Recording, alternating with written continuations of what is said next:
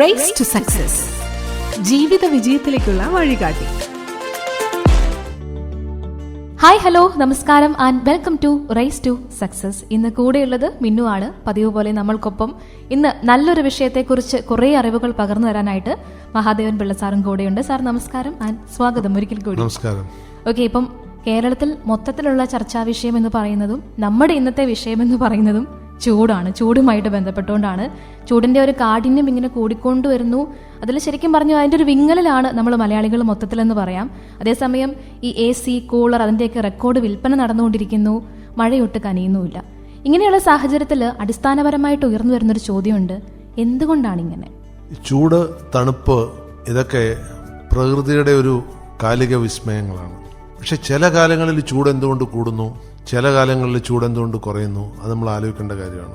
പൊതുവെ ഭൂമിയുടെ ചൂട് കൂടി വരികയാണ്. അതിനാണ് നമ്മൾ ഗ്ലോബൽ വാർമിംഗ് എന്ന് പറയാം. അതിന് നമ്മൾ പറയാറുള്ള ഒരു കാരണം ഗ്രീൻ ഹൗസ് ഇഫക്റ്റ് എന്നാണ്. ഗ്രീൻ ഹൗസ് ഇഫക്റ്റ് എന്ന് പറഞ്ഞാൽ നമ്മുടെ ഭൂമിയുടെ ചുറ്റും വാതകങ്ങളുടെ ഒരു ആവരണം വരികയും ഭൂമി തണുക്കുന്നത് ഭൂമിയിലുള്ള ചൂടിനെ പുറത്തേക്ക് വികിരണം ചെയ്തിട്ടാണ് ഭൂമി തണുക്കുന്നത്. അതിനനുവദിക്കാതെയും ചെയ്യുമ്പോൾ ഭൂമിയുടെ ചൂട് കൂടി വരുന്നു. അത് ഒരു ആഗോള പ്രതിഭാസമാണ്. എല്ലാ വർഷവും ചൂട് കൂടിക്കൊണ്ടിരിക്കുക. ഇപ്പോഴത്തെ കണക്കനുസരിച്ച് ഏകദേശം ഒരു 100 വർഷം കൊണ്ട് ഭൂമിയുടെ ചൂട് 4 ഡിഗ്രി കൂടുമെന്നാണ്. അപ്പോൾ ഉദാഹരണത്തിന് കഴിഞ്ഞ വർഷം പാലക്കാട്ടെ ചൂട് 42 ഡിഗ്രി വരെയായിരുന്നു. അപ്പോൾ ഒരു നൂറ്റാണ്ട് കഴിയുമ്പോഴത്തേക്ക് 46 ഡിഗ്രി ആവും. ഈ 42 തന്നെ നമുക്ക് സഹിക്കാൻ പറ്റുന്നില്ല. അപ്പോൾ 46 ആകുമ്പോൾ എന്താണെന്ന് വരില്ല. ഇനി ഇത് കൂടാതെ ചെറിയ കാലഘട്ടങ്ങളിൽ വരുന്ന ചില മാറ്റങ്ങളുണ്ട്. ഇപ്പോൾ ഒരുപക്ഷെ ശ്രദ്ധിച്ചിട്ടുണ്ടാവും, ഈ അറബിക്കടലിൽ ഒരുപാട് ചക്രവാതങ്ങൾ, സൈക്ലോൺസ് കഴിഞ്ഞ കുറച്ച് കാലമായിട്ടുണ്ടാകുന്നു. അത് ഈ പറഞ്ഞ ഗ്ലോബൽ വാർമിങ്ങിൻ്റെ ഇഫക്റ്റ് കൊണ്ട് വരുന്നതാണ്. എന്നാൽ അതൊന്നും അല്ലാതെ ആഗോളതലത്തിൽ വരുന്ന ചില പ്രതിഭാസങ്ങളുണ്ട്. ഇപ്പോൾ എൽ നിനോ, ലാനിന എന്നൊക്കെ പറഞ്ഞ ചില പ്രതിഭാസങ്ങളുണ്ട്. ഇത് രണ്ടും ലാറ്റിൻ വാക്കുകളാണ്. എൽ നിനോ എന്ന് പറഞ്ഞു കഴിഞ്ഞാൽ ഒരു കൊച്ചു കുഞ്ഞെന്നാണ്. പക്ഷെ അത് സ്പാനിഷ് ഭാഷയാണ്. ചില രാജ്യങ്ങളിൽ ഈ കൊച്ചു കുഞ്ഞെന്നുള്ളത് അർത്ഥത്തിലെടുക്കുന്നത് ഉണ്ണിയേശു എന്നാണ്. ഉദാഹരണത്തിന് ഈ എൽ നിനോ ആദ്യ കാലഘട്ടത്തിൽ കണ്ടിരുന്നത് ഡിസംബർ മാസത്തിലാണ്. അപ്പോൾ ഇത് ഉണ്ണിയേശുവിൻ്റെ വരവ് വിളംബരം ചെയ്യുന്ന ഒന്നാണെന്ന് പറഞ്ഞാണ് അങ്ങനെ ഒരു പേര് വന്നത്. അതിന് എതിരായിട്ടുള്ളൊരു പ്രതിഭാസം കുറച്ചു കാലം കഴിഞ്ഞ് കണ്ടു തുടങ്ങി. ഇതിൻ്റെ എതിര് പേര് വിളിച്ചു. എൽ നിനോയുടെ ഓപ്പോസിറ്റ് വാക്കാണ് ലാ നിന, കൊച്ചു പെൺകുട്ടി എന്നുള്ള അർത്ഥത്തിൽ. അപ്പോൾ അങ്ങനൊരു പ്രതിഭാസം വന്നു. അപ്പോൾ ഈ പ്രതിഭാസങ്ങൾ ചാക്രികമായിട്ട് ഭൂമിയിൽ നടക്കുന്നു എന്നാണ് പറയപ്പെടുന്നത്. അപ്പോൾ കഴിഞ്ഞ ഒരു 2019 കാലത്ത് ഈ എൽ നിനോയുടെ ഒരു ചെറിയ അവതരണം ഇവിടെ ഉണ്ടായി ഭൂമിയിൽ. അപ്പോൾ അത് കഴിഞ്ഞ് 4 വർഷം മുതൽ 6 വർഷം വരെ കാലഘട്ടത്തിലാണ് ഇത് വീണ്ടും ആവർത്തിക്കപ്പെടുക എന്ന് പറയുന്നത്. അപ്പോൾ ഇക്കൊല്ലം ഇതിന്റെ വരവ് പ്രതീക്ഷിച്ചുകൊണ്ടിരിക്കുകയാണെന്നാണ് പൊതുവെ പറയുന്നത്. എൽ നിനോ എന്ന് പറഞ്ഞു കഴിഞ്ഞാൽ വായിച്ചു പത്രമാധ്യമങ്ങളിലൊക്കെ ധാരാളം വരാറുണ്ട്. ഈ എൽ നിനോ എന്ന് പറഞ്ഞാൽ എന്താണെന്ന് വെച്ച് കഴിഞ്ഞാൽ ഇത് ആദ്യം കണ്ടത് പെറുവിലെ ചില മീൻപിടുത്തക്കാരാണ്. അതായത് കടലിലെ വെള്ളം കുറച്ച് കൂടുതൽ ചൂടായി വരിക. കൂടുതൽ ചൂടായി വരുമ്പോൾ അതിനനുസരിച്ച് അന്തരീക്ഷത്തിലെ മാറ്റങ്ങളുണ്ടാകും. ഇപ്പോൾ കഴിഞ്ഞ ദിവസങ്ങളിൽ വന്ന ഒരു വാർത്ത ശ്രദ്ധിച്ചാലറിയാം, കോഴിക്കോട് ഭാഗത്തെ ഈ മുക്കൂര് കടലിൽ പോകുന്ന മീൻപിടുത്തക്കാർ പറയുന്നു കടലിൽ മീനില്ല എന്ന്. കടലിൽ മീനില്ല എന്ന് പറഞ്ഞാൽ അതിൻ്റെ അർത്ഥം കടലിലെ വെള്ളത്തിന് ചൂട് കൂടുന്നു എന്നാണ്. കടലിലെ വെള്ളത്തിന് ചൂട് കൂടുമ്പോൾ മീന് അതിൻ്റെ തൊലി ഭയങ്കര സെൻസിറ്റീവാണ്. അത് ആഴക്കടലിലേക്ക് പോകും.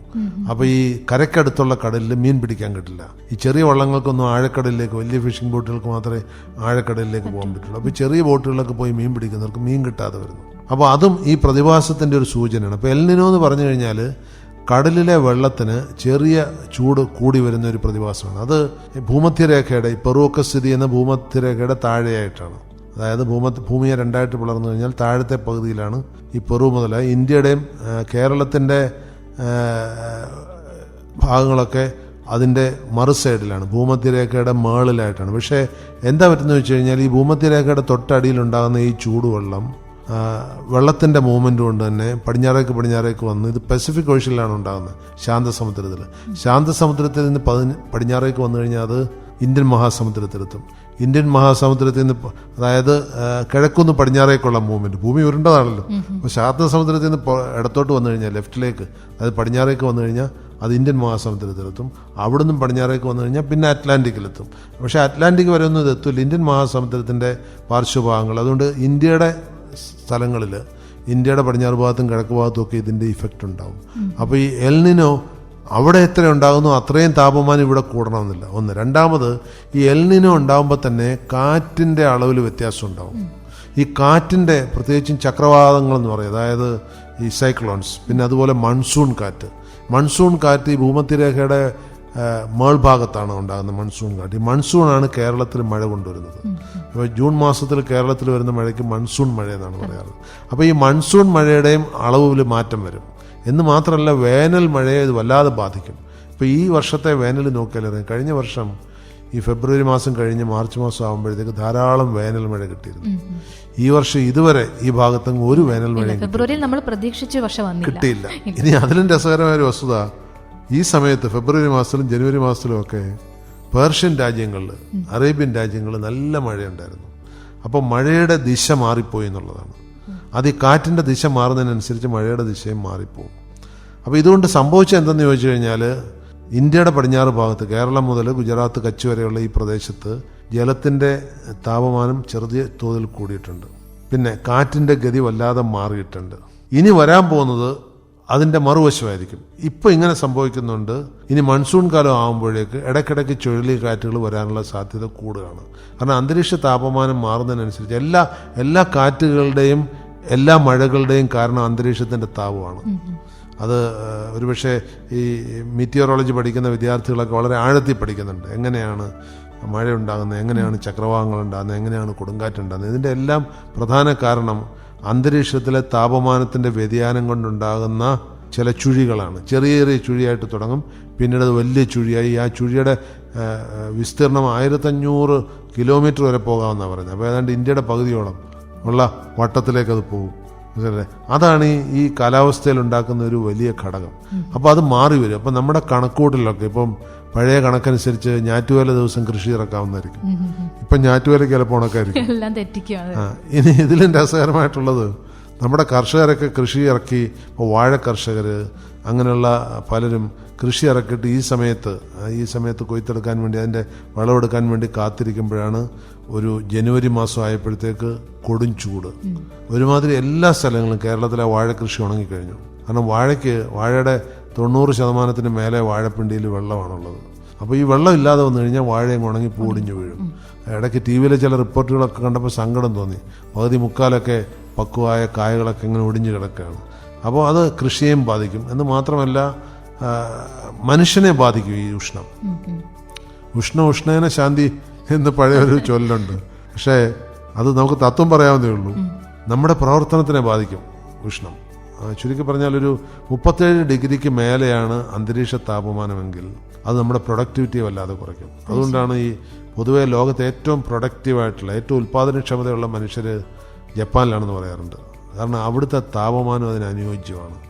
ഒരു 30-32 ഡിഗ്രി സെൻറ്റിഗ്രേഡാണ് ഏറ്റവും നമുക്ക് ജോലി ചെയ്യാൻ അഭികാമ്യമായ താപമാനം. അപ്പോൾ ഈ 42 ഡിഗ്രി എന്നൊക്കെ പറയുമ്പോൾ ഇപ്പം 42 ആയില്ല, 40 ആയിട്ടുള്ളൂ. ഉടൻ തന്നെ 42 ആവും. ഏപ്രിൽ ഏറ്റവും ചൂട് വരുന്ന ഘട്ടം എന്ന് പറഞ്ഞാൽ മാർച്ച് 22 മുതൽ ഏതാണ്ട് മെയ് പകുതി വരെയുള്ള കാലഘട്ടമാണ്. മെയ് 21 വരെയുള്ള കാലഘട്ടമാണ് ഏറ്റവും ചൂട് കേരളത്തിൽ വരുന്നത്. അതിന് കാരണം എന്തെന്ന് പറഞ്ഞു കഴിഞ്ഞാൽ, മാർച്ച് 22-നാണ്, മാർച്ച് 21-നോ 22-നോ ആയിരിക്കും സൂര്യൻ ഉത്തരായനത്തിലേക്ക് കിടക്കുക. ഉത്തരായനം എന്ന് പറഞ്ഞാൽ ഭൂമധ്യരേഖയുടെ മേളിലേക്ക് കിടക്കുക. അപ്പോൾ ഭൂമധ്യരേഖയിൽ നിന്ന് ഏകദേശം ഒരു 7 ഡിഗ്രിക്ക് അടുത്താകുമ്പോഴാണ്, ഇപ്പോൾ പാലക്കാട് എത്തുമ്പോഴത്തേക്ക് അതുകൊണ്ട് 9 ഡിഗ്രിയോളം ആവും, 9-10 ഡിഗ്രി റേഞ്ചിലാവും. ഒരു 7 ഡിഗ്രിക്ക് അടുത്തെത്തുമ്പോൾ കേരളത്തിലേക്ക്. അപ്പോൾ ഈ മാർച്ച് 21-ന് സൂര്യൻ ഉത്തരാർദ്ധഗോളത്തിലേക്ക് കടന്നു കഴിഞ്ഞാൽ ഏതാണ്ട് ഒരു ഏപ്രിൽ ആദ്യം ആകുമ്പോഴത്തേക്ക് ഏതാണ്ട് കേരളത്തിന് നടുക്കെത്തും. അന്നാണ് വെയിലിന് ഏറ്റവും വലിയ ചൂട്. വെയിലിന് ചൂട് കൂടുമെന്ന് മാത്രമല്ല, അന്ന് ഈ അൾട്രാവയലറ്റ് റേസും ഇൻഫ്രാറെഡ് റേസും കേരളത്തിലേക്ക് ഏറ്റവും കൂടുതൽ പതിക്കുന്ന എപ്പോഴാണ്. കാരണം സൂര്യൻ നേരെ മുകളിലായിരിക്കും, മുകളിലായിരിക്കും. അതുകൊണ്ട് ആ ഘട്ടത്തിലുള്ള ചൂടും വെയിലും അപകടകരമാണ്. അല്ലാത്ത ഘട്ടങ്ങളിൽ ഇപ്പോൾ സൂര്യൻ ദൂരെയാണെങ്കിൽ ഒരു ദീർഘമായ അന്തരീക്ഷത്തിലൂടെ കടന്നിട്ടേ സൂര്യന് നമ്മുടെ അടുക്കിലേക്ക് എത്താൻ പറ്റുള്ളൂ. അപ്പോൾ ഈ ദീർഘമായ അന്തരീക്ഷത്തിലൂടെ വരുമ്പോൾ ഓസോൺ പാളിയുണ്ട്, വായുവുണ്ട്. ഇതിൻ്റെയൊക്കെ പ്രവർത്തന ഫലമായിട്ട് നമ്മളിലേക്ക് എത്തുന്ന ഈ ചൂടിൻ്റെയും പ്രത്യേകിച്ച് അൾട്രാവയലറ്റ് കിരണങ്ങളുടെ ദോഷം എന്ന് പറഞ്ഞു കഴിഞ്ഞാൽ അത് നമ്മുടെ തൊലിയെ വല്ലാതെ കറുപ്പിക്കും, സ്കിൻ ക്യാൻസർ ഉണ്ടാക്കാം. ഇൻഫ്രാറെഡ് അത്രയും പ്രശ്നം ഉണ്ടാക്കുന്നില്ല, അത് ചൂടേ ഉണ്ടാക്കുന്നുള്ളൂ. ഇൻഫ്രാറെഡ് ദേഹത്ത് വീണ് കഴിഞ്ഞാൽ നല്ല പൊള്ളുന്ന ചൂടായിരിക്കും. പക്ഷെ അൾട്രാവയലറ്റ് ദേഹത്ത് വീണാൽ നമ്മൾ അറിയില്ല. അൾട്രാവയലറ്റ് രശ്മിയുടെ ഒരു പ്രത്യേകതയാണ്, അത് നമ്മൾ ചൂടറിയില്ല. സൈലന്റ് കില്ലറാണ്. അത് വന്നു കഴിഞ്ഞാൽ തൊലിയിൽ ക്യാൻസർ ഉണ്ടാകാം. അതുപോലെ തൊലിയുടെ ഈ അകത്ത് വരുന്ന കറുത്ത പാടുകൾ, മെലനോസിസ് എന്ന് പറയും. തൊലിക്കുള്ളിൽ മെലാനിൻ കോട്ടിംഗ് ഉണ്ടാക്കി കറുപ്പിക്കും. അതിനെയാണ് മെലനോസിസ് എന്ന് പറയുന്നത്. അത് ഇപ്പം എനിക്കുണ്ട് മെലനോസിസ്. എൻ്റെ നെറ്റിയിൽ 2 ചെറിയ കറുത്ത പാടുകൾ ഈ മെലനോസിസ് ആണ്. അത് ചിലരുടെ സ്കിന്നിലുള്ളൊരു പ്രത്യേകത. വെയിൽ കൊണ്ടില്ലെങ്കിൽ അതുണ്ടാവില്ല. വെയിലത്തിറങ്ങി കഴിയുമ്പോൾ ചെറുതായിട്ട് അൾട്രാവയലറ്റ് വീണാലും മതി, ഈ തൊലിക്കകം അടിയിലുള്ള ഈ കോട്ടിങ് അത് മെലാനിൻ കറുത്തു വരും. അത് പ്രതിരോധിക്കാൻ നമുക്ക് എന്തെങ്കിലും ചെയ്യാനായിട്ട് ഇതിന് പ്രതിരോധിക്കാൻ പറ്റും. ഇപ്പം മെലനോസിസ് വളരെ ഇഫക്റ്റീവായിട്ട് പ്രതിരോധിക്കാൻ പറ്റും. മെലാനിൻ ക്ലോട്ടിങ് ഉണ്ടാക്കാതിരിക്കാൻ വേണ്ടി തൊലിയുടെ പുറത്ത് തേക്കുന്ന ഓയിൻമെൻറ്റുകളുണ്ട്. ഈ ഓയിൻമെൻറ്റുകൾ തേച്ചിട്ട് രാവിലെ പുറത്തിറങ്ങുമ്പോൾ ഈ ഓയിൻമെൻറ്റ് തേച്ചിട്ട് ഇറങ്ങിയാൽ ഓയിൻമെൻറ്റ് 24 മണിക്കൂർ നിൽക്കുമെന്നൊക്കെ അവർ ക്ലെയിം ചെയ്യുന്നുണ്ട്. പക്ഷെ നിൽക്കില്ല. ഞാൻ കുറച്ചാൾ ഇത് ഉപയോഗിച്ച് നോക്കിയതാണ്.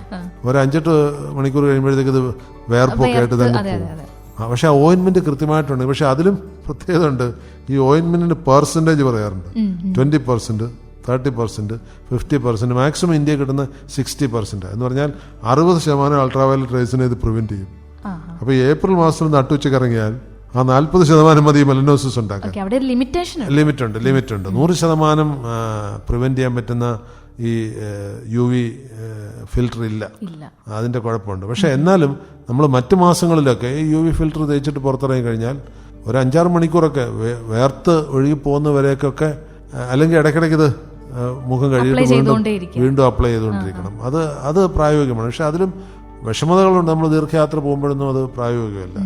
രണ്ടാമത് ഉള്ള പ്രതിരോധം എന്ന് പറഞ്ഞാൽ കുട പിടിച്ച് നടക്കുക എന്നുള്ളതാണ്. നല്ല കട്ടിയുള്ള കുട, ഇപ്പോൾ കെട്ടുന്ന പോലെ നേരത്തെ വെളുത്ത കുടയൊന്നുമല്ല, നല്ല കട്ടിയുള്ള കറുത്ത തുണിയുള്ള കുടയാണെങ്കിൽ ഒരുമാതിരി അൾട്രാവയലറ്റ് റേസിനൊക്കെ അത് ആഗിരണം ചെയ്യും. കറുത്ത തുണിക്ക് അതിനുള്ളൊരു ഗുണമുണ്ട്. അത് നന്നായി ചുട്ടുപൊള്ളും, പക്ഷേ ആഗിരണം ചെയ്യും. പിന്നെ ഈ പണ്ടൊക്കെ പനയോലയൊക്കെ ഉപയോഗിക്കാറുണ്ടായിരുന്നു. അതിൽ കൂടെ ഒന്നും ഈ അൾട്രാവയലറ്റ് റേസ് കടക്കില്ല. പനയോലയൊക്കെ നല്ല കട്ടിയുള്ള, കുറച്ച് തുണിയാകുമ്പോൾ അങ്ങനെയല്ല, അതിൽ അപ്പർച്ചറുണ്ട്, അതിൽ കൂടെ കടന്നു വന്നു വരും. ഇതൊക്കെ പ്രതിരോധ മാർഗങ്ങളാണ്. പക്ഷെ പലരും ഇതൊന്നും അങ്ങനെ ചെയ്യാറില്ല. എന്ന് മാത്രമല്ല, ഇത് ഇപ്പോൾ നമ്മൾ മലയാളികൾക്കോ ഒക്കെയുള്ളൂ ഈ പ്രശ്നം. കാരണം കറുത്ത വർഗ്ഗക്കാർക്ക് ഇതൊരു പ്രശ്നമല്ല. കാരണം അവരുടെ തൊലി എല്ലാവരും കറുപ്പാണ്. അപ്പം ഇതറിയില്ല. പിന്നെ നല്ല വെളുത്ത വർഗ്ഗക്കാരെന്ന് പറഞ്ഞാൽ യൂറോപ്യൻസിനൊന്നും അവിടെ ചൂടില്ല. അവർ പിന്നെ ഇവിടെ വരുമ്പോൾ അവർ വെയിൽ കൊള്ളാൻ വേണ്ടിയാണ് വരുന്നത്. അവർക്ക് പലപ്പോഴും മെലനോസിസ് അല്ല, അതിൻ്റെ എതിർ വശമാണ് വരുന്നത്, മെലാനിൻ ഡെഫിഷ്യൻസിയാണ് വരുന്നത്. കാരണം വെയിൽ കൊള്ളാഞ്ഞിട്ട്. ഈ നമ്മുടെ തൊലിയുടെ അടിയിലുള്ള വൈറ്റമിൻ ഡിയിൽ സൂര്യപ്രകാശം വീഴുമ്പോഴാണ് ഈ പിഗ്മെന്റ് ഉണ്ടാകുന്നത്. അപ്പോൾ അത് നമ്മുടെ തൊലിയുടെ അടിയിൽ ഉള്ളിലുള്ള ഫാറ്റിൽ സൂര്യപ്രകാശം വീഴുമ്പോൾ അത് വൈറ്റമിൻ ഡി ആയിട്ട് കൺവേർട്ട് ചെയ്യും. അതിലൊരു ഭാഗമാണ് ഈ മെലനോസിസ് ഉണ്ടാക്കുന്നത്. അപ്പോൾ ഈ വൈറ്റമിൻ ഡി കുറവുള്ള ഒരു രോഗം ഇവർക്ക് പലർക്കും വരാറുണ്ട്, സൂര്യപ്രകാശം കുറവുള്ള രാജ്യങ്ങൾ. അതുകൊണ്ട് അവരെ സംബന്ധിച്ച് വല്ലപ്പോഴൊക്കെ വെയിൽ കൊള്ളുന്നത് ഒരു നല്ല കാര്യമാണ്. അതുകൊണ്ടാണ് അവര് കഴിയുന്നത് വസ്ത്രം ഉപേക്ഷിച്ച് തന്നെ ഈ വെയിൽ കൊള്ളുന്നതിന് കാരണം. അവിടെ ദേഹത്തൊക്കെ ഇത് പ്രവർത്തിച്ചോട്ടെ, സൂര്യപ്രകാശം പ്രവർത്തിച്ചോട്ടെ, ആവാഹിച്ചെടുക്കാൻ വേണ്ടിയിട്ടാണ് ചെയ്യുന്നത്. അപ്പൊ സാർ, ശരിക്കും ഈ ഇപ്പോൾ ഉണ്ടാകുന്ന മാറ്റം നമ്മളെല്ലാം ഒരു ആത്മകഥം പോലെയെങ്കിലും പറയുന്ന ഒരു കാര്യമാണ്. കാലാവസ്ഥയിലുള്ള വ്യതിയാനം കൊണ്ടാണോ ഇതൊക്കെ സംഭവിക്കുന്നത്, അല്ലെങ്കിൽ ചൂടിങ്ങനെ വർഷം തോറും കൂടിക്കൊണ്ടിരിക്കുന്നതെന്ന് നമ്മളെല്ലാവരും പൊതുവെ ചിന്തിച്ചു പോകുന്ന ഒരു കാര്യമാണ്. ശരിക്കും അതിൽ വാസ്തവമുണ്ട്? കാലാവസ്ഥ വ്യതിയാനം കൊണ്ട് തന്നെയാണോ? നമ്മളൊന്നും ചെയ്തില്ലെങ്കിൽ തന്നെയും കാലാവസ്ഥയിൽ വ്യതിയാനം ഉണ്ടാവും. എന്നുവെച്ചാൽ ഭൂമി ഇങ്ങനെ കറങ്ങിക്കൊണ്ടിരിക്കുക, സ്വന്തം അച്ചുതണ്ടിൽ ഇങ്ങനെ കറങ്ങിക്കൊണ്ടിരിക്കുക, കൂടാതെ സൂര്യന് ചുറ്റും ഇങ്ങനെ കറങ്ങിക്കൊണ്ടിരിക്കുക. ഭയങ്കര സ്പീഡിലാണ് ഈ കറങ്ങുന്നത്. എന്ന് വെച്ചാൽ ഈ പ്രപഞ്ചത്തിൽ നമ്മൾ നിൽക്കുന്ന സ്ഥലം കറങ്ങുന്ന സ്പീഡ് ഏതാണ്ട് 834 km/s. 834 km/s എന്ന് പറഞ്ഞു കഴിഞ്ഞാൽ ഒന്ന് കണ്ണടച്ച് തുറക്കുന്ന സമയം കൊണ്ട് നമ്മൾ ഇവിടെ നിന്നും പൂനെ വരെ എത്തുന്നു. അത് 3 തരത്തിലുള്ള മൂവ്മെൻ്റ് അതിലുണ്ട്. ഭൂമി സ്വയം കറങ്ങുന്നത്, ഭൂമി സൂര്യന് ചുറ്റും കറങ്ങുന്നത്, സൂര്യൻ ഈ സൗരയൂഥത്തിൽ മൂവ് ചെയ്തുകൊണ്ടിരിക്കുന്നത്. ഇത് 3ഉം കൂടെ ചേർത്തിട്ടാണ് ഈ 840 km എന്ന് പറയുന്നത്, 834 km എന്ന് പറയുന്നത്. അപ്പോൾ അതൊന്ന്. ഇനി ഭൂമി സ്വയം കറങ്ങിക്കൊണ്ടിരിക്കുമ്പോൾ ഭൂമിയുടെ ചുറ്റുമുള്ള അന്തരീക്ഷം ഇങ്ങനെ മിക്സപ്പ് ആയിക്കൊണ്ടിരിക്കുക. അതുകൊണ്ട് നമുക്കൊന്നും എവിടെയും പിടിച്ചു നിർത്താൻ പറ്റില്ല. ഇപ്പം അമേരിക്കയിലൊരു വിഷവാതകം പൊള്യൂട്ട് ചെയ്യുന്നുണ്ടെങ്കിൽ അത് നമ്മൾ ശ്വസിക്കേണ്ടി വരും. എന്താ കാര്യം?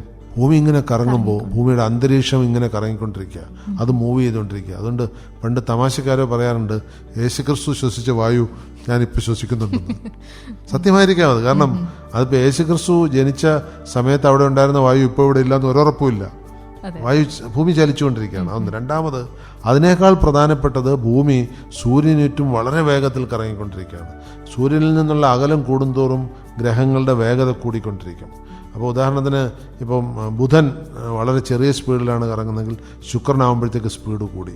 365 ദിവസം കൊണ്ട് ഭൂമി ഒരിക്കൽ സൂര്യനെ ചുറ്റുകയാണ്. അതുകൊണ്ട് കുഴച്ചു മറിക്കുകയാണ്. നമ്മളിപ്പോൾ ഈ കറിയൊക്കെ ഉണ്ടാകുമ്പോൾ പാത്രത്തിനകത്ത് ദ്രാവവും കരവും എല്ലാം കൂടെ ഇളക്കി കൂട്ടുന്ന പോലെ ഈ ഭൂമിയുടെ ചുറ്റും ഇങ്ങനെ ഇളകി മറിഞ്ഞുകൊണ്ടിരിക്കുകയാണ്.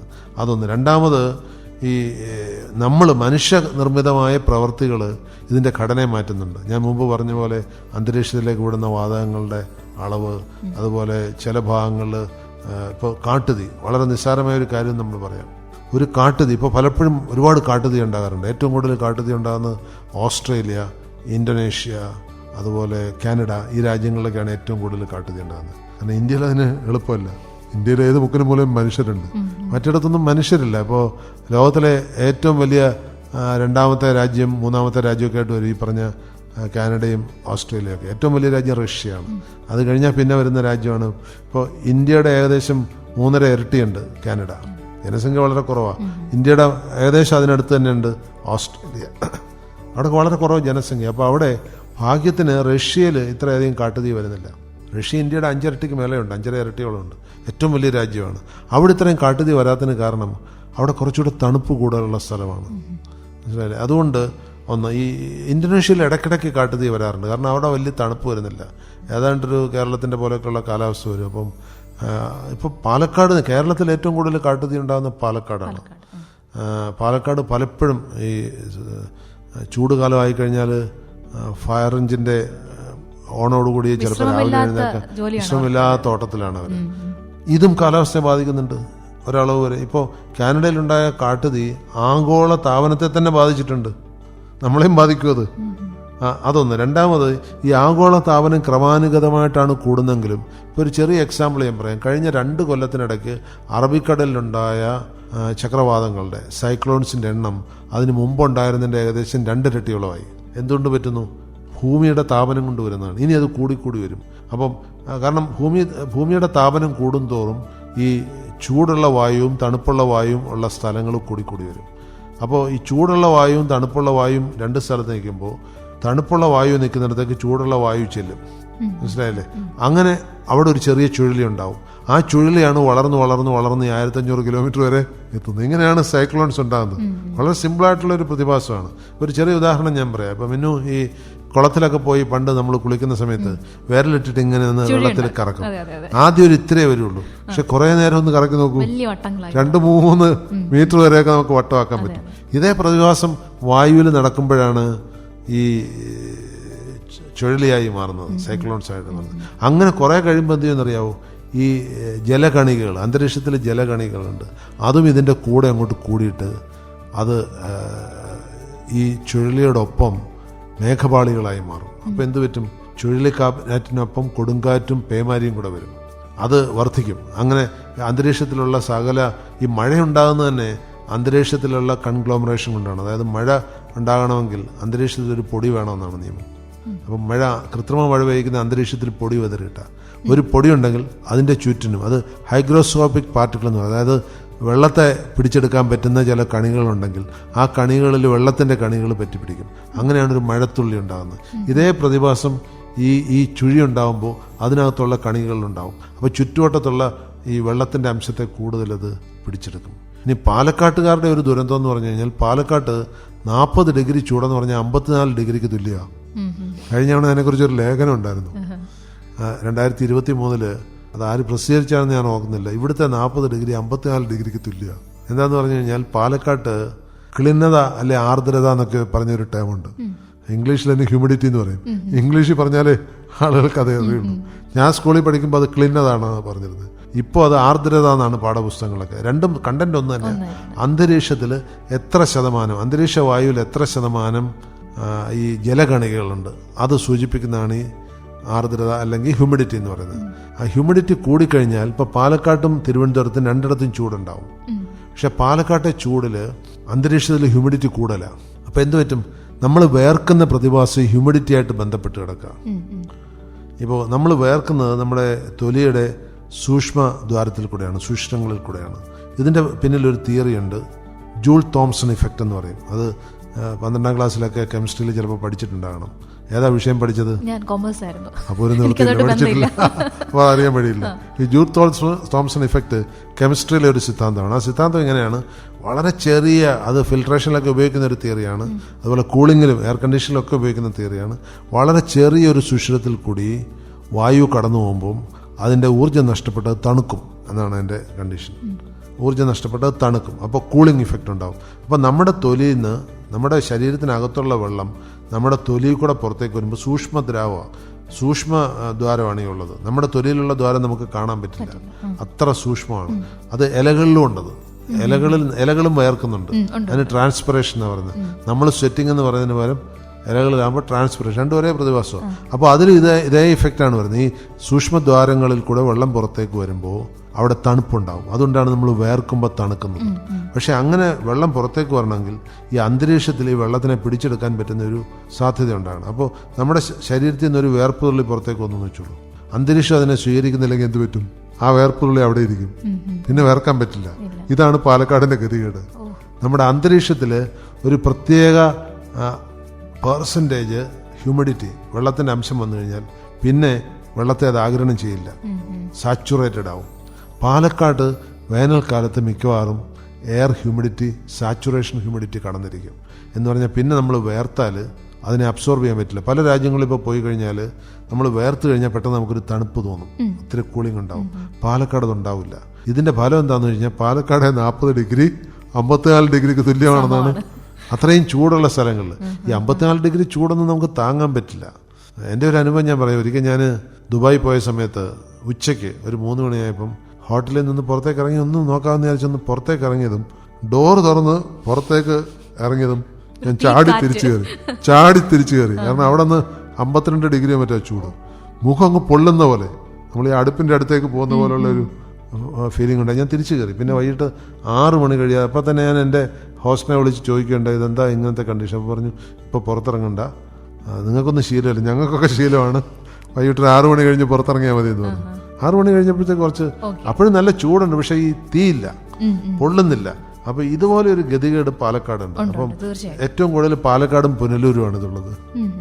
കഴിഞ്ഞ ദിവസം ഞാനിങ്ങനെ വണ്ടിയിൽ, എനിക്ക് നടന്നു പോകുന്നതിനേക്കാൾ കൂടുതൽ 2 വീലർ യാത്രക്കാർക്കാണ് അത് കുറച്ചും കൂടി റിലേറ്റ് ചെയ്യാനായിട്ട്. സാറ് പറഞ്ഞ പോലെ തന്നെ ഒരു തീ നമ്മുടെ ദേഹത്തേക്ക് ഇങ്ങനെ കോരി ഒഴിച്ചാൽ എങ്ങനെ ഉണ്ടാവും, ആ ഒരു ഫീലാണ് ഇപ്പം തന്നെ. അതായത് മാർച്ച് മാസം ആയിട്ടേ ഉള്ളൂ, ഇപ്പം തന്നെ ആ ഒരു ഫീലാണ്. അത് ഇനിയും കൂടും. ഏപ്രിലായിരിക്കും ഏറ്റവും കൂടുതൽ അത് ഫീൽ ചെയ്യാൻ. ഓർക്കുമ്പോൾ തന്നെ മനസ്സിൽ നെഞ്ചെടുപ്പാണ്. ഇപ്പോൾ തീർച്ചയായിട്ടും ഇപ്പോൾ നമ്മൾ മനുഷ്യരെ ഈ ചൂട് എങ്ങനെ ബാധിക്കുന്നു എന്നുള്ളതിനെ കുറിച്ച് പറഞ്ഞു കഴിഞ്ഞു. ഇപ്പോൾ കഴിഞ്ഞ ദിവസം ഞാൻ എൻ്റെ ഒരു പ്രോഗ്രാമിൽ തന്നെ പ്രത്യേകം ഒരു ടോപ്പിക്കായിട്ട് തന്നെ എടുത്തൊരു സംഗതിയായിരുന്നു ഈ ചൂട് കാലത്ത് മൃഗങ്ങളെ എങ്ങനെ പരിപാലിക്കണം എന്നുള്ളതിനെക്കുറിച്ച്. പലപ്പോഴും എനിക്ക് കണ്ണ് നിറഞ്ഞു പോകുന്നൊരു കാഴ്ച ഞാൻ കണ്ടിട്ടുണ്ട്. പൊരി വെയിലത്ത് തണലിൻ്റെ ഒരു അംശം പോലെ സ്ഥലങ്ങളിൽ ഈ വളർത്തുമൃഗം, പശു, ആട് ഇവരെയൊക്കെ കെട്ടിയിട്ട് പോവുക, അങ്ങനത്തെ കാഴ്ചകളൊക്കെ കണ്ടിട്ടുണ്ട്. ശരിക്കും നമ്മളെപ്പോലെ തന്നെ ഇവരെയും ഈ ഒരു വേനൽ ചൂട് ബാധിക്കുന്നതല്ലേ, അത് കഠിനമായിട്ട് തന്നെ നമ്മളെക്കാളും ബാധിക്കും. അതിന് കാരണം ഞാൻ പറയാൻ കാരണം, മനുഷ്യൻ്റെ ശ്വേതഗ്രന്ഥികൾ എന്ന് പറഞ്ഞാൽ വേർക്കുന്ന ഗ്രന്ഥികൾ കുറച്ചൊരു ഇംപ്രൂവ്ഡ് സിസ്റ്റമാണ്. പല മൃഗങ്ങൾക്കും അത്ര ഇംപ്രൂവ്ഡ് അല്ല. അതുകൊണ്ട് അവർക്ക് വേർക്കാൻ കഴിയില്ല. പല മൃഗങ്ങൾക്കും, ചില മൃഗങ്ങൾക്ക് വേർക്കാനേ കഴിയില്ല, വേർപ്പ് ഗ്രന്ഥികൾ ഉണ്ടാവില്ല. അപ്പോൾ അങ്ങനെ ഗ്രന്ഥികളില്ലാത്ത മൃഗങ്ങൾക്കാണെങ്കിൽ ഈ ചൂട് കാലത്ത് അതിൻ്റെ തൊലി അങ്ങോട്ട് വെന്ത് ഉരുകുന്ന പോലെയുള്ള ഫീലിംഗ് ആയിരിക്കും. അപ്പോൾ ശരിക്കും പറഞ്ഞു കഴിഞ്ഞപ്പം ചില മൃഗങ്ങളൊക്കെ, ഇപ്പം പോത്ത്, എരുമയൊക്കെ എവിടെയെങ്കിലും വെള്ളം കണ്ടു കഴിഞ്ഞാൽ അതിനകത്ത് ശ്വേതഗ്രന്ഥികൾ വളരെ കുറവാണ് മൃഗങ്ങൾക്ക്, അതിനകത്ത് ചാടി ഇറങ്ങും. അത് എവിടെ വെള്ളം കണ്ടാലും അത് ചാടി ഇറങ്ങും. എന്തിനാ, ആനയ്ക്ക് പോലും ശ്വേതഗ്രന്ഥികൾ താരതമ്യം കുറവാണ്. അതുകൊണ്ട് ചൂട് കാലത്ത് ആന ഇങ്ങനെ ഹോസ് വെച്ചിട്ട് വെള്ളം ഒഴിച്ചു കൊടുക്കാൻ പറയാറുണ്ട്. എത്ര പേര് അത് ചെയ്യുന്നുണ്ടെന്ന് എനിക്കറിയില്ല. അപ്പോൾ ഈ വേനലിൻ്റെ സഫറിങ് നമ്മളെക്കാൾ കൂടുതൽ ഈ മൃഗങ്ങൾക്കാണ്. പക്ഷെ പണ്ടൊക്കെ അതിനൊരു ആശ്വാസം ഉണ്ടായിരുന്നു. ഈ മൃഗങ്ങൾ മലകളിലൊക്കെ ആയിരിക്കുമ്പോൾ അവിടെ ഏതെങ്കിലും ചോലകളുണ്ടാവും, അവിടെ പോയി നീന്തിക്കൊള്ളുമായിരുന്നു. പക്ഷെ ഇപ്പം നമ്മൾ പിടിച്ചു കെട്ടിയിട്ടിരിക്കുക, നമ്മളവരെ ശരിക്കും പറഞ്ഞാൽ പീഡിപ്പിക്കുകയാണ്. അതുകൊണ്ടുണ്ടാകുന്ന ചില ദോഷഫലങ്ങളും ഉണ്ട്. ഇപ്പോൾ നമ്മൾ ഒരു പശുവിനെ വളർത്തുന്നതിന് പാലിന് വേണ്ടിയല്ലേ, ചൂട് കാലത്ത് പാലിൻ്റെ ഉൽപ്പാദനം വളരെ കുറയും. അതുപോലെ നമ്മളൊരു പക്ഷിയെ വളർത്തുകയാണ്, മുട്ടയ്ക്ക് വേണ്ടി കോഴിയെ വളർത്തുകയാണെങ്കിൽ ചൂട് കാലത്ത് ഉണ്ടാകുന്ന മുട്ടയുടെ എണ്ണവും കുറവായിരിക്കും, അതിൻ്റെ പോഷകാംശവും കുറവായിരിക്കും. പിന്നെ കോഴികളെ നമ്മളങ്ങനെ പകൽ അടച്ചിടാത്തത് കൊണ്ട് അവർക്ക് ജലാംശം കിട്ടുന്നുണ്ടാവും. ഇനി പറവകൾ, ഈ പല പറവകളും ഇപ്പോൾ സ്വതന്ത്രമായിട്ട് വിഹരിക്കുന്ന പറവകളാണെങ്കിൽ അവർ ഈ കാലത്ത് ഏതെങ്കിലും തടാകത്തിൻ്റെയോ കുളത്തിൻ്റെയോ ഒക്കെ അരികിൽ അവർ ചേക്കേറും. പക്ഷേ കൂട്ടിലിട്ട് പറവകൾക്ക് അത് പറ്റില്ല. അതുകൊണ്ട് ഇങ്ങനെയുള്ള പറവകൾക്ക് ആ കൂട്ടിനകത്ത് സ്ഥിരമായിട്ട് വെള്ളം വെച്ചേക്കണം. അത് പലരും ശ്രദ്ധിക്കാറില്ല. അവർ വിചാരിക്കുന്നത് നമുക്കിപ്പോൾ വെള്ളം ആവശ്യമുണ്ടെങ്കിൽ നമ്മൾ പോയി എടുത്തു കുടിക്കും, അല്ലെ ആരോടെങ്കിലും തരാൻ പറയും. ഈ പറവകൾക്ക് ഇത് പറയാൻ കഴിയും, മിണ്ടാപ്രാണികളല്ലേ. അതുകൊണ്ട് എല്ലാ മൃഗങ്ങൾക്കും കഴിയുമെങ്കിൽ ഇപ്പോൾ ഈ സയന്റിഫിക്കായിട്ട് പശുവിനെയൊക്കെ വളർത്തുന്നിടത്ത് അവർ ചെയ്യാറുണ്ട്, എപ്പോഴും വെള്ളം സ്റ്റോക്ക് ഉണ്ടാവും. പക്ഷേ എപ്പോഴും അതിനകത്ത് 2 ചാനലുണ്ടാവും, ഒന്നിൽ ഫുഡും ഒന്നിൽ വെള്ളവും എപ്പോഴും അവൈലബിൾ ആയിരിക്കും. ഏത് പശുവിനും അത് കുടിക്കാം. അങ്ങനെയുള്ള പശുക്കൾക്ക് ചൂടിൻ്റെ ഒരു ആഘാതമുണ്ടെങ്കിൽ കൂടി ഈ വെള്ളം ഇല്ലാത്തത് കൊണ്ടുള്ള പ്രശ്നം ഉണ്ടാകുന്നില്ല. എന്ന് മാത്രമല്ല, സൂര്യാഘാതം ഏറ്റവും കൂടുതൽ ഉണ്ടാകുന്നത് വെള്ളം കിട്ടാത്തപ്പോഴാണ്. നമ്മൾ വെള്ളം ഇടയ്ക്കിടയ്ക്ക് കുടിച്ചുകൊണ്ടിരിക്കുകയാണെങ്കിൽ നമുക്ക് സൂര്യാഘാതം വരില്ല. പാലക്കാട്ടുകാർ ശ്രദ്ധിക്കേണ്ട ഒരു കാര്യമാണ്. പൊതുവേ ഞാൻ കണ്ടിട്ടുള്ള പാലക്കാട്ടുകാർക്ക് വെള്ളം ധാരാളം കുടിക്കുന്ന ശീലമില്ല, ഈ ഒരു ചൂടത്ത് പോലും. അത് എന്തുകൊണ്ടാണെന്ന് എനിക്കറിയില്ല. ഈ കേരളത്തിന്റെ മറ്റു ഭാഗങ്ങളിൽ നിന്ന് വരുന്നവരെ പോലെ ധാരാളം വെള്ളം കുടിക്കുന്ന ഒരു ശീലം പാലക്കാട്ടുകാർക്കില്ല. അതിന് ഈ ഒരു കൾച്ചറൽ ട്രഡീഷൻ ആണോ എന്നറിയില്ല. കാരണം ഇവിടെ തിരുവിതാംകൂർ ഭാഗത്തൊക്കെ പണ്ട് വീടുകളിലൊക്കെ നടപ്പന്തലുണ്ടായിരുന്നു. ഒരുവിധ ഭേദപ്പെട്ട വീടുകളിലൊക്കെ നടപ്പന്തലുണ്ടാകും. നടപ്പന്തൽ എന്ന് പറഞ്ഞു കഴിഞ്ഞാൽ അവിടെ എപ്പോഴും മോരും വെള്ളം ലഭ്യമായിരിക്കും. ഇത്ര ഭേദപ്പെട്ട സാമ്പത്തികമായിട്ട് മെച്ചപ്പെട്ട കുടുംബങ്ങളിലാണ് ഈ നടപ്പന്തലുണ്ടാകുക. ഈ വീടിൻ്റെ തെക്ക് വശത്തായിട്ടൊരു വലിയ പന്തലുണ്ടാകും. അത് നടപ്പന്തൽ എന്ന് പറഞ്ഞു കഴിഞ്ഞാൽ കുറച്ച് യാത്ര ചെയ്യുന്നവർ, അന്ന് ഈ ബസ്സും ഒന്നും ഇല്ലല്ലോ, നടന്നു വരുന്നവർ ഈ നടപ്പന്തലുള്ള വീടുകൾ അവരോട് ആരെങ്കിലും പറഞ്ഞു കൊടുക്കും. ഒരു പഞ്ചായത്തിൽ 8-10 വീടുകളുണ്ടാവും. അവരവിടെ വന്ന് ആ പന്തലിനകത്ത് കുറേ നേരം ഇരുന്ന്, ഓടിട്ട പന്തലായിരിക്കും, അപ്പോൾ വലിയ ഓല മേഞ്ഞ പന്തലിനകത്ത് വലിയ ചൂടുണ്ടാവില്ല, ഇഷ്ടം പോലെ സംഭാരം കിട്ടും. ഈ മോര്, ആ വീട്ടിൽ തന്നെ ധാരാളം പശുക്കളുണ്ടാവും. അതിൻ്റെ മോരെടുത്തിട്ട് വെള്ളം, അത് ഡയല്യൂട്ടായിരിക്കും, പക്ഷെ അത് മതി. ഈ മോരിന് ഒരു പ്രത്യേകതയുണ്ട്. ഈ മോരിന് ശരീരത്തിലെ തണുപ്പിക്കാനുള്ളൊരു കഴിവുണ്ട്. അതുകൊണ്ട് ഈ ചൂട് കാലത്ത് ഏറ്റവും നല്ല പാനീയങ്ങളിൽ ഒന്നാണ് മോര്. കൂൾ ഡ്രിങ്ക്സ് അല്ല. കൂൾ ഡ്രിങ്ക്സ് കൂളല്ലെന്ന് വിചാരിക്കും, പക്ഷെ ആ കുടിക്കുന്ന സമയത്ത് നാക്കിനുള്ള ഒരു തണുപ്പേ ഉള്ളൂ. കൂൾ ഡ്രിങ്ക്സ് എല്ലാം കെമിക്കലാണ്. പലതിൻ്റെയും pH വാല്യൂ, ഇപ്പോൾ ഒരു പെപ്സി അല്ലെങ്കിൽ ഒരു കോക്ക്, ഇതിൻ്റെയൊക്കെ pH വാല്യൂ 3.4, 3.5 ഒക്കെ എന്നുവെച്ചാൽ ആസിഡാണ്. നമ്മൾ ഉപ്പുവെള്ളം കുടിക്കുന്ന പോലെയുള്ളൊരു ഇഫക്റ്റാണ് അത് കുടിച്ചു കഴിഞ്ഞാൽ. ഇപ്പോൾ ഉപ്പുവെള്ളം കുടിച്ചാൽ നമുക്കറിയാം, ഒരിത്തിരി ഉപ്പുവെള്ളം കുടിച്ചു കഴിഞ്ഞാൽ വീണ്ടും വെള്ളം കുടിക്കാൻ ദാഹിക്കും. എന്താ കാരണം എന്ന് പറഞ്ഞാൽ ഈ ഉപ്പിനെ ശരീരത്തിൽ നിന്ന് മാറ്റണമെങ്കിൽ അതിനെ ഡയലൂട്ട് ചെയ്തേ മാറ്റാൻ പറ്റുള്ളൂ. അപ്പോൾ ധാരാളം വെള്ളം കുടിക്കാനുള്ള അതുകൊണ്ടാണല്ലോ സാമുവൽ ടൈലർ കോളേജ് എഴുതി വെച്ചിരിക്കുന്നത്, water everywhere, nor any drop to drink, water everywhere and all the boats did shrink. എന്ന് പറഞ്ഞാൽ ചുറ്റും വെള്ളമാണ് കപ്പലിൽ, പക്ഷെ എടുത്ത് കുടിക്കാൻ പറ്റില്ല, കാരണം അത് ഉപ്പുവെള്ളമാണ്. അത് കുടിച്ചു കഴിഞ്ഞാൽ സമുദ്രത്തിലെ ഉപ്പിൻ്റെ അളവ് വളരെ കൂടുതലാണ്. 1 ലിറ്റർ വെള്ളം കുടിച്ചു കഴിഞ്ഞാൽ അതിൽ 3300 മില്ലിഗ്രാം ഉപ്പുണ്ട്. അപ്പോൾ അത് ചെന്ന് കഴിഞ്ഞാൽ പിന്നെ വെള്ളം ധാരാളം കുടിക്കേണ്ടി വരും. അതേ സ്ഥിതിയാണ് അതുകൊണ്ട് ചൂട് കാലത്ത് സോഫ്റ്റ് ഡ്രിങ്ക്സ് കുടിക്കുന്നത് അഡ്വൈസബിൾ അല്ല. പലർക്കും അത് അറിയില്ല. സോഫ്റ്റ് ഡ്രിങ്ക്സ് കുടിച്ചു കഴിഞ്ഞാൽ ശരീരത്തിന് വീണ്ടും ദാഹം വരും. ചൂട് കാലത്ത് കുടിക്കാൻ ഏറ്റവും നല്ല പാനീയങ്ങൾ ഒന്ന് സംഭാരമാണ്, അത് കഴിഞ്ഞാൽ പിന്നെ കരിക്കും വെള്ളമാണ്. ഇത് രണ്ടിലും കെമിക്കൽസ് അധികം ഇല്ലാത്തതുകൊണ്ട് സംഭാരത്തിനൊരു പ്രത്യേകത, അതിൽ ഈ മിൽക്കിൻ്റെ കണ്ടന്റ് ആയതുകൊണ്ട് ദാഹം ശമിപ്പിക്കാൻ അത് സഹായിക്കും. ഈ നാരങ്ങ വെള്ളമൊക്കെ ആളുകൾ കുടിക്കാറുണ്ടെങ്കിലും അതിൽ ഉപ്പും പഞ്ചസാരയും ചേർത്ത് കുടിക്കുന്നുണ്ട്, അതിൻ്റെ ഗുണം കുറയുക. നാരങ്ങ മാത്രമാണെങ്കിൽ അത് ലൈറ്റ് ആസിഡാണ്. നാരങ്ങ ആസിഡാണ്, സിട്രിക് ആസിഡാണ്, പക്ഷേ അത് വീക്ക് ആസിഡാണ്.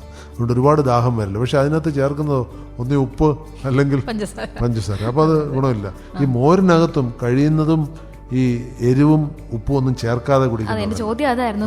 കൂടുതലും ഈ ഉപ്പ് അതേപോലെ മുളകൊക്കെ ചതച്ചിട്ട് ഒരു സ്പൈസി ഫീൽ കിട്ടാനും കൂടി വേണ്ടിയിട്ടാണ് അങ്ങനെ കുടിക്കുന്നതിൽ എന്തെങ്കിലും അത് അഡ്വൈസബിൾ അല്ല. അത് ദാഹം കൂട്ടും. വെറും മോര് കുടിക്കുന്നതിന് പകരം മോരിനകത്ത് ഉപ്പോ അല്ലെങ്കിൽ അത് രുചി കൂട്ടാൻ വേണ്ടി, അത് നമ്മുടെ നാക്കിനെ ആസ്വദിപ്പിക്കാൻ വേണ്ടി ചെയ്യുന്നതാണ്, ശരീരത്തിനുള്ളതല്ലാതെ. ഈ എല്ലാ ധാതുക്കളും എല്ലാ ലവണങ്ങളും നമ്മളിങ്ങനെ ആഹാരത്തിൽ ചേർക്കുന്നത്, അതുപോലെ വ്യഞ്ജനങ്ങൾ ഒക്കെ ചേർക്കുന്നത് നമ്മുടെ നാക്കിന് രുചി കിട്ടാൻ വേണ്ടി മാത്രം. ഇതൊന്നും ശരീരത്തിന് ആവശ്യമില്ല. ഇപ്പോൾ ഒരു അവിയൽ വെക്കുന്നു, അവിയലിനകത്ത് വെജിറ്റബിൾസ് മാത്രമേ ശരീരത്തിന് ആവശ്യമുള്ളൂ. അതിനകത്ത് ചേർക്കുന്ന ഉപ്പ്, അതിനകത്ത് ചേർക്കുന്ന മുളക്, അതിനകത്ത് ചേർക്കുന്ന എണ്ണ, ഇതൊന്നും നമ്മുടെ ശരീരത്തിന് ആവശ്യമില്ല.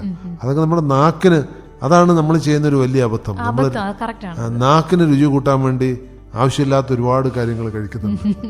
പക്ഷെ കഴിക്കുമ്പോൾ ഒന്നും നമ്മൾ ചിന്തിക്കുന്നില്ല. ഇനി വേണമെന്നുണ്ടെങ്കിൽ കുറച്ച് കറിവേപ്പിലയും കൂടി ഇട്ട് പിടിക്കുന്നതിന് തെറ്റില്ല അല്ലേ? കറിവേപ്പില നല്ലതാണ്. പക്ഷെ എനിക്ക് പലപ്പോഴും തോന്നിയിട്ടുള്ളൊരു സങ്കടം, ഈ കറിവേപ്പില പറിച്ചിട്ട് അങ്ങനെ തന്നെ ഇടുക ഇതിലൊക്കെ ചെയ്യുന്നത്. ആ ഇലയുടെ പുറത്ത് നിറച്ച് പൊടിയായിരിക്കും. കേരളത്തില് ഈ പർട്ടിക്കുലർ ഡെപ്പോസിറ്റ് ഇല്ലാത്ത കറിവേപ്പില കിട്ടില്ല. ഈ കറിവേപ്പില കൊണ്ടുവന്ന ഏറ്റവും കുറഞ്ഞ പക്ഷേ ഒരു ബക്കറ്റിനകത്തുള്ള വെള്ളത്തിലെങ്കിലും ഒന്ന് മുക്കിയിട്ട് അതിട്ടാൽ നന്നായി. ഇപ്പോൾ ചില ഹോട്ടലുകളിൽ ഞാൻ കണ്ടിട്ടുണ്ട് ഈ കറിവേപ്പില അങ്ങനെ തന്നെ മാർക്കറ്റിൽ നിന്ന് വാങ്ങിച്ച്, മാർക്കറ്റിൽ ആരും കറിവേപ്പില കഴിക്കുമെന്ന് വെച്ചേക്കാറില്ല. എന്ന് മാത്രമല്ല തമിഴ്നാട്ടിൽ നിന്നൊക്കെ വരുന്ന കറിവേപ്പിലയിൽ ചിലപ്പം ഈ വിഷം മരുന്ന് അടിച്ചിട്ടുണ്ടാവും. അതും വളരെ അപകടകരമാണ്. കറിവേപ്പ് എനിക്ക് തോന്നുന്നു അവനവൻ്റെ വീട്ടിൽ കൃഷി ചെയ്യാവുന്ന കാര്യമാണ്. കേരളത്തിലെ എല്ലാ പ്രദേശത്തും കറിവേപ്പ് പിടിക്കും. എന്ന് മാത്രമല്ല ഒരു കറിവേപ്പ് പിടിച്ചാൽ പിന്നെ അതിൻ്റെ സന്തതി പരമ്പര അവിടെ ഉണ്ടാവും. പക്ഷെ അതിനുകൂടി നമ്മൾ തയ്യാറാകുന്നില്ല. കാരണം ഒരു കറിവേപ്പ് കുറച്ചു കാലം കഴിയുമ്പോൾ അതിൻ്റെ പൊക്കം കൂടി കഴിയുമ്പോൾ അതിൽ നിന്ന് ഇല പറിക്കാൻ പറ്റാതാകുമ്പോൾ നമ്മൾ അതിനെ അങ്ങ് മറക്കുക. എന്നാൽ അടുത്ത് വരുന്ന കറിവേപ്പിനെ സംരക്ഷിച്ചാൽ മതിയാവും. അപ്പോൾ വേനലിനെ നേരിടാനുള്ള ചില അടവുകളാണിത്. ഇതിനെ ഒന്ന് അതിജീവിക്കാനുള്ള കുറച്ച് തീർച്ചയായിട്ടും നമ്മൾ പഠിച്ചല്ലേ പറ്റുള്ളൂ. ഇനി നമ്മൾ പഠിച്ചോളൂ. കാരണം ഇപ്പൊ 40 കഴിഞ്ഞ വർഷം 42 വരെ വന്നല്ലോ. 43 44 അനധിവിദൂര ഭാവിയിൽ നമ്മുടെയൊക്കെ ജീവിതകാലത്ത് തന്നെ 50 വരെയൊക്കെ ചിലപ്പോൾ പോയി എന്ന് വരാം. തീർച്ചയായിട്ടും. ഇപ്പം പലരും ഞാനിപ്പോ സോഷ്യൽ മീഡിയയിലൊക്കെ കണ്ടുവരുന്ന ഒരു വാർത്തയാണ് ഈ കേരളം ഇനി ഗൾഫ് പോലെ ചുട്ടുപൊള്ളും. ഗൾഫ് അതേ സമയത്ത് അവർ കുറച്ചും കൂടി മരങ്ങളൊക്കെ നട്ടുപിടിപ്പിച്ച് ഒരു ഹരിതാഭയൊക്കെ ഉണ്ടാക്കി അവർ രക്ഷപ്പെടും. എന്നാൽ കേരളത്തിന്റെ കാര്യം ഇനി കഷ്ടമാണെന്നുള്ള രീതിയിൽ പല ആൾക്കാരും അവരുടെ ഒരു അഭിപ്രായങ്ങൾ പങ്കുവെക്കുന്നുണ്ട്. അത് പറഞ്ഞപ്പോഴാണ് എനിക്ക് പെട്ടെന്ന് ഒരു കാര്യം ഓർമ്മ വന്നത്. ഈ ചൂടിനെ നേരിടാനുള്ള ഏറ്റവും നല്ല കൂട്ടായ പ്രവർത്തനം മരം വെക്കുക എന്നുള്ളതാണ്. എന്താ കാരണം എന്ന് ചോദിച്ചു കഴിഞ്ഞാൽ മരം എവിടെയുണ്ടെങ്കിലും മരം വേർക്കുമെന്ന് ഞാൻ മുമ്പ് പറഞ്ഞല്ലോ. ട്രാൻസ്പിറേഷൻ നല്ല വേർപ്പാണ്. മരത്തിന്റെ അകത്തുള്ള ജലാംശത്തിന്റെ 25% അത് വേർത്ത് കളയും.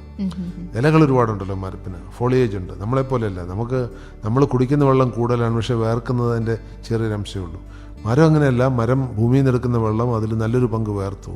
അത് ഒരുപാട് വേർക്കുന്ന ചില പ്രത്യേക മരങ്ങളുണ്ട്. ചില മരങ്ങൾ വേർക്കില്ല. ഇപ്പോൾ അശോകമരം പോലുള്ള മരങ്ങളൊക്കെ ഓയിൽ ഡെപ്പോസിറ്റ് ഇലയിലുള്ളതുകൊണ്ട് അതങ്ങനെ വേർക്കാറില്ല. അപ്പോൾ വേർക്കുന്ന മരങ്ങൾ വേണം.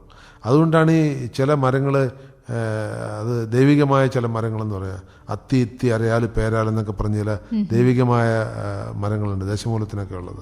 ഈ മരങ്ങളൊക്കെ കൂടുതൽ വേർക്കുന്ന മരങ്ങളാണ്. അതുകൊണ്ട് അങ്ങനെയുള്ളത് നട്ടുപിടിപ്പിക്കണം. അപ്പോൾ ഈ മരങ്ങൾ നട്ടുപിടിപ്പിക്കുമ്പോൾ അതുകൊണ്ടാണ് പണ്ട് ക്ഷേത്രത്തിനോട് ചേർന്നുള്ള കാടുകൾ വനങ്ങളൊക്കെ ഉണ്ട്. അമ്പലക്കാവ് എന്ന് പറയും. ഈ അമ്പലക്കാവിലൊക്കെ ഇങ്ങനെയുള്ള മരങ്ങളാണ് നട്ടുപിടിപ്പിച്ചിരുന്നത്. അപ്പോൾ ഇത് നന്നായി വേർക്കും. ഇങ്ങനെ ഒരുപാട് ഇപ്പോൾ അഹല്യ ക്യാമ്പസിൽ തന്നെ നോക്കും, ഇവിടെ എല്ലാം നട്ടുപിടിപ്പിച്ച മരങ്ങളാണ്. ഇത്രയും മരങ്ങൾ വേർക്കുമ്പോൾ അന്തരീക്ഷത്തിൽ ഒരു കോൾഡ് ഫ്രണ്ട് ഉണ്ടാവും. എന്നുവെച്ചാൽ ഒരു നനവിൻ്റെ ഒരു അംശം അന്തരീക്ഷത്തിൽ വരും. അത് ഇവിടേക്ക് തണുപ്പ് തരും. മാത്രമല്ല മേഘങ്ങൾ അതുവഴി എങ്ങാനും കടന്നു പോവുകയാണെങ്കിൽ അവിടെ ഘനീഭവിക്കാനുള്ള ഒരു പ്രത്യേകതരം മഴ തന്നെയാണത്.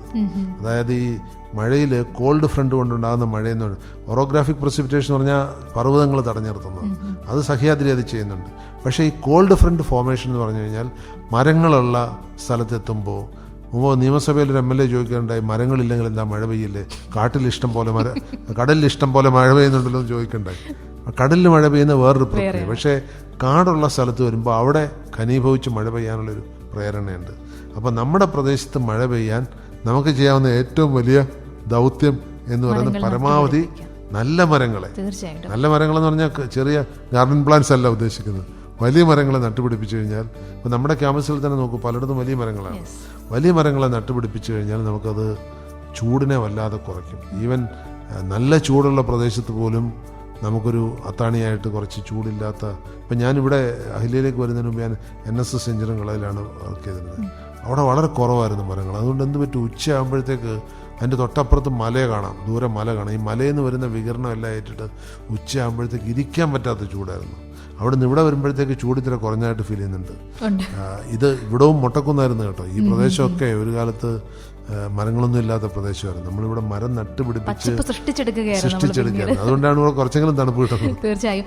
പക്ഷെ നമ്മൾ ഈ ചൂടാണ് ഇതാണെന്നൊക്കെ പറഞ്ഞ് നിലവിളിക്കുന്ന സമയത്തും അവിടെ ഒരു നിരാശകരമായിട്ടുള്ള വസ്തുത എന്താണെന്ന് ചോദിച്ചു കഴിഞ്ഞാൽ, നമ്മുടെ ഈ പ്രകൃതി സ്നേഹം എനിക്ക് തോന്നുന്നു ആ പരിസ്ഥിതി ദിനത്തിൽ മാത്രം ഒതുങ്ങി പോകുന്ന ഒന്നാണ്. അത് മാത്രമല്ല, പലപ്പോഴും നമ്മൾ സെൽഫിഷ് ആവുന്നുണ്ടോ എന്ന് ഞാൻ ചിന്തിക്കുന്ന സമയത്ത് എനിക്ക് തോന്നിയിട്ടുള്ളൊരു കാര്യമാണ്, ഒരു ദീർഘവീക്ഷണം ഇല്ലാതിരിക്കുക, മരങ്ങളെല്ലാം മുറിച്ച് കളയുക. ഇങ്ങനെ സെൽഫിഷായിട്ട് നമ്മൾ സ്വാർത്ഥപരമായിട്ട് ബിഹേവ് ചെയ്യുന്നത് കൊണ്ട് തന്നെ ആയിരിക്കില്ലേ ഒരു പക്ഷേ ഈ ചൂടൊക്കെ ഇത്ര കഠിനമായി നമ്മൾ തന്നെ അതൊക്കെ അനുഭവിക്കേണ്ടി വരുന്നത്. നമുക്കുള്ള കുഴി നമ്മൾ തന്നെ തോണ്ടുകയല്ലേ ഒരർത്ഥത്തിൽ. അത് ശരിയാണ്. അതായത് നമുക്ക് രണ്ട് സ്നേഹം വളരെ ശക്തമാണ്. ഒന്ന് അവനവൻ സ്നേഹം, പിന്നെ രണ്ടാമത് നമ്മൾ ഈ ആഘോഷ സ്നേഹം വളരെ കൂടുതലുള്ള. നമുക്ക് മരം നടാൻ ഒരു ദിവസം വെച്ചാൽ നമ്മൾ ഒരുപാട് മരം നടും. അതിലൊരു മരം പോലും നമുക്ക് പിന്നീട് ഉപയോഗപ്പെടുന്ന രീതിയിൽ വളർത്താൻ പറ്റില്ല.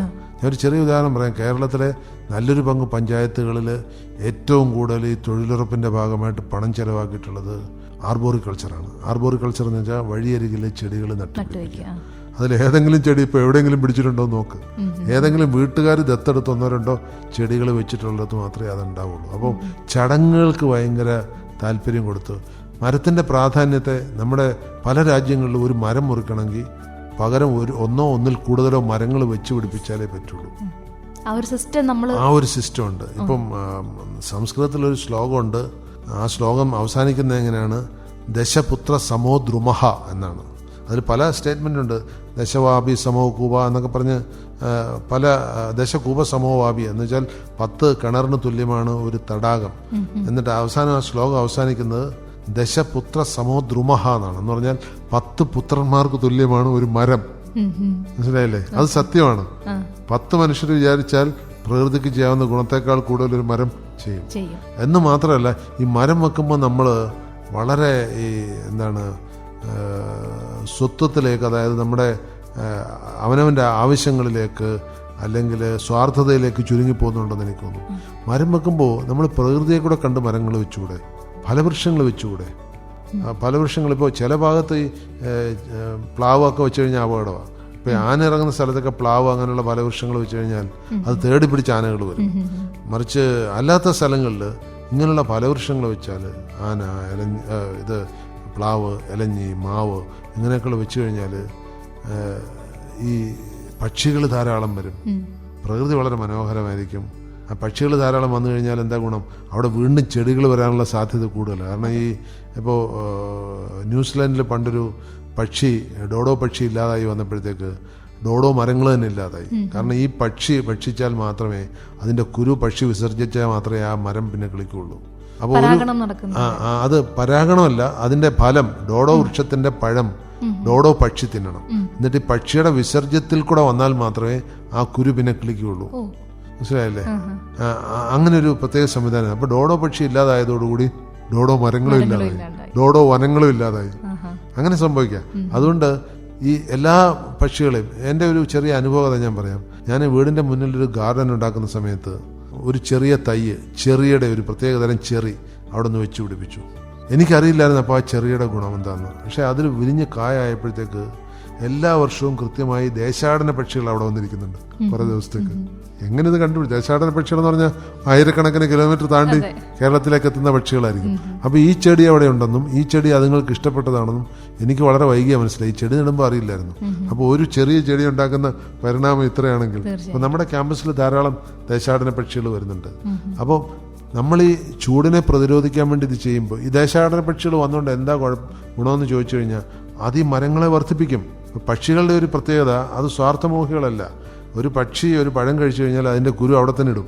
അതുകൊണ്ട് സംഭരിക്കാൻ പോയില്ല, അവിടെ തന്നെ ഇടും. അപ്പോൾ എന്ത് പറ്റും? ഇപ്പോൾ കശുമാവിൻ തോട്ടത്തിൽ ഒരു പക്ഷിയാണ് പഴം കഴിക്കുന്നെങ്കിൽ ഒരു കശുമാവ് കൂടെ അവിടെ ഉണ്ടാക്കപ്പെടും. മറിച്ച് നമ്മളാണത് പറിച്ചെടുക്കുന്നത്, അതിലൊരെണ്ണം കൊടുക്കില്ല. ഇതാണ് ഈ പ്രകൃതി മനുഷ്യനും തമ്മിലുള്ള വ്യത്യാസം. അപ്പോൾ ഈ വനങ്ങൾ വർദ്ധിക്കണമെങ്കിൽ ഇങ്ങനെയുള്ള പ്രകൃതിയുടെ അംശങ്ങളും അതിൽ വേണം. അപ്പോൾ ചൂട് നമ്മൾ കുറയണം പറഞ്ഞാൽ മാത്രം പോരാ, നമ്മുടെ ഭാഗത്തുനിന്നും അതുണ്ടാകും. തീർച്ചയായിട്ടും നിലവിളിച്ചത് കൊണ്ട് മാത്രം കാര്യമില്ല, ഇറങ്ങി പ്രവർത്തിക്കുക അല്ലേ? ഒരു ചോദ്യം കൂടി ചോദിച്ച് ഞാൻ ഇന്നത്തെ പ്രോഗ്രാം വൈൻഡപ്പ് ചെയ്യാണ്. അതായത് ഒരു പാട്ടുണ്ട്, പ്രസിദ്ധമായൊരു പാട്ട്, ഇനി വരുന്നൊരു തലമുറയ്ക്ക് ഇവിടെ വാസം സാധ്യമോ? എന്താണ് സാറിന്റെ ഒരു അഭിപ്രായം ഈ ചൂടുമായിട്ട് ബന്ധപ്പെട്ട് പറയുകയാണെന്നുണ്ടെങ്കിൽ? ഇനി വരുന്ന തലമുറയ്ക്ക് ഒന്നാമത് ഇനി തലമുറകൾ എത്ര വരെ ഉണ്ടാവും എന്ന് അറിയാൻ പറ്റില്ല. അത് രശ്മി സോമൻ പാടിയ പാട്ട് ഞാൻ പലവണ ആവർത്തിച്ച് കേൾക്കാം, നല്ല രസമാണ്. അപ്പോൾ അത് കേൾക്കുമ്പോൾ എനിക്ക് ഓർമ്മ വരുന്നത് ONV ഒരു കവിതയാണ്. ഇനിയും മരിക്കാത്ത ഭൂമി നിന്നാസന്ന മൃതിയിൽ നിനക്ക് ആത്മശാന്തി. അപ്പോൾ ഇനിയും മരിച്ചിട്ടില്ലാത്ത ഭൂമിക്ക് ആത്മശാന്തി തരികയാണ് കവി. അതിന്റെ അർത്ഥം ഭൂമി മരിക്കുന്നതാണ്. ഭൂമി മരിച്ചുകൊണ്ടിരിക്കുകയാണ്. ഭൂമിക്ക് ആയുസ്സുണ്ട്, അത് കൊന്നുകൊണ്ടിരിക്കുകയാണ്, മരിച്ചുകൊണ്ടിരിക്കുകയാണ്. രണ്ട് സംഭവിക്കുന്നു. എന്ന് വെച്ചാൽ ഭൂമിക്ക് അതിൻ്റെതായ ചാക്രികമായ ഒരു പ്രായമുണ്ട്.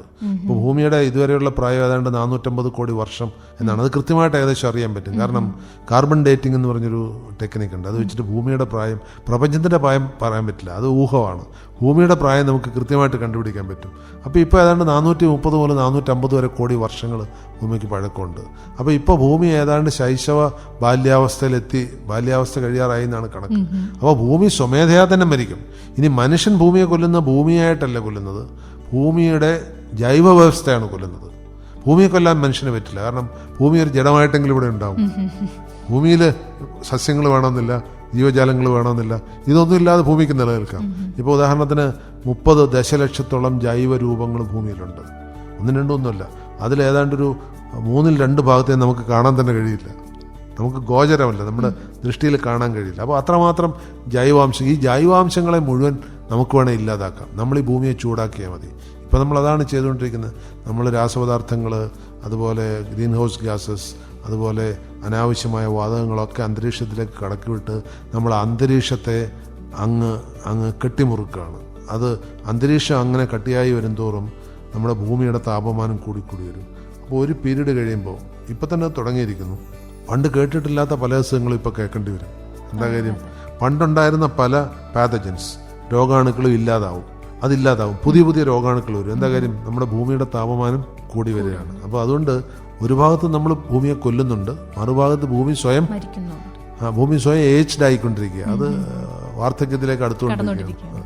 തീർച്ചയായിട്ടും സാർ, നമുക്ക് മനസ്സിലാക്കേണ്ട അല്ലെങ്കിൽ അറിഞ്ഞിരിക്കേണ്ട കുറേ അധികം അറിവുകൾ സാറെന്ന് പങ്കുവെച്ച് കഴിഞ്ഞു. ഇതെല്ലാവർക്കും അല്ലേ മനസ്സിൽ ഫീഡ് ചെയ്ത് എന്തെങ്കിലുമൊക്കെ ഒന്ന് മാറ്റി ചിന്തിക്കാൻ സാധിക്കട്ടെ എന്ന് നമുക്ക് ആത്മാർത്ഥമായിട്ട് തന്നെ ആശംസിക്കാം. ഒത്തിരി നന്ദി.